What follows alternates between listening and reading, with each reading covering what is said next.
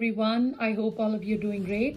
Well, I thought of making a small video in, trying to explain that comma thing which we had discussed in the previous post. अच्छा जी, जितने लोगों ने comma लगाया after come in, let's eat grandma, ये जुमला था. Come in, let's eat grandma. Basically, comma आपके sentence के अंदर जहाँ पे short pause आता है, we put a comma there. तो आइडियली यहाँ पे 2 कॉमास हैं, कम इन के बाद और लेट्स ईट के बाद दोबारा आता है. लेकिन मैंने ऊपर पोस्ट में रिस्ट्रिक्ट किया था कि what if you are allowed to put only 1 comma, तो फिर आप कॉमा कहाँ प्लेस करेंगे. तो वो बड़ा फनी जो था बन गई स्टेटमेंट, क्योंकि कुछ बच्चों ने जो है उसको बड़ा ठीक करेक्ट उसका यूजेज ऑफ कॉमा किया, but there were some people who were putting the comma wrong. But no worries, we can always learn.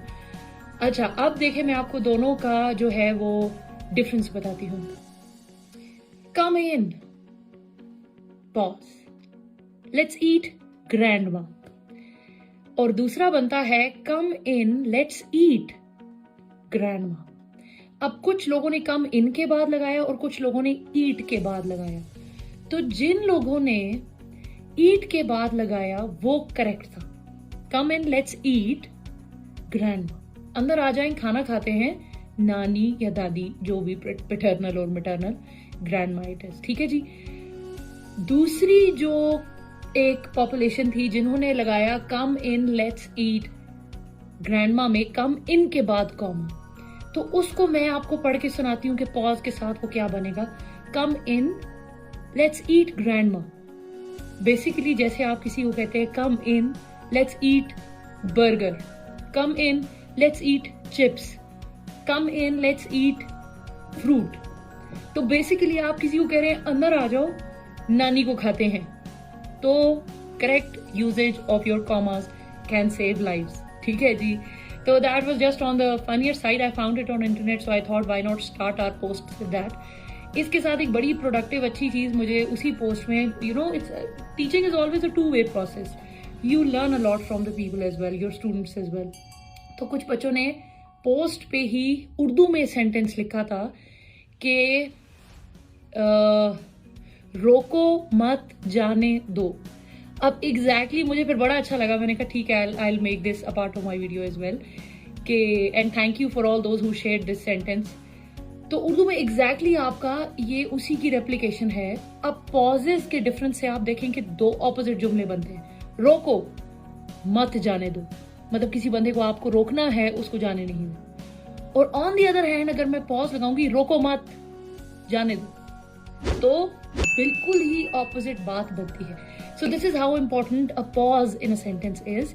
और इसी का यूजेज जो है एफपीएससी के एसए के एग्जाम में 2017 में इस तरह किया गया कि हमें स्टेटमेंट आई थी feminism is not really a third world issue, और कहीं कॉमा नहीं डाला हुआ था.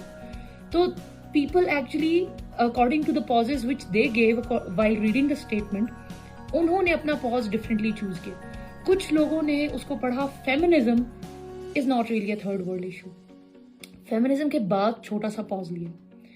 और दूसरे जो मेरे वाला school of thought था, उन्होंने ये पढ़ा feminism is not really a third world issue.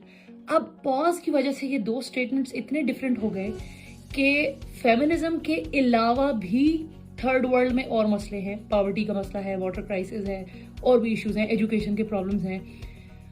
जबकि feminism is not really a third world issue. इसका मतलब कि आपका feminism it's not really a third world issue.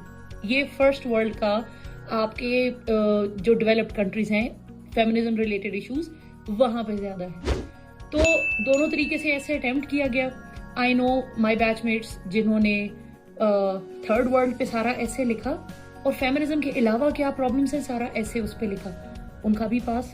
और मैंने जो ये ऐसे अटेम्प्ट किया था, मैंने सारा ऐसे फेमिनिज्म के ऊपर लिखा था, लेकिन थर्ड वर्ल्ड से बाहर था कि थर्ड वर्ल्ड के अलावा फर्स्ट वर्ल्ड में क्या क्या इश्यूज जो हैं वो फेस किए जाते हैं. So it was correct both ways. Wherever you had put your pause, उस हिसाब से the statement was taken. And I thought I should make a video and explain it. Inshallah next post में हम कोई और चीज़ ऐसे discuss करेंगे. And I love the way you guys responded. I am glad that you are taking interest. And Ramzan Mubarak.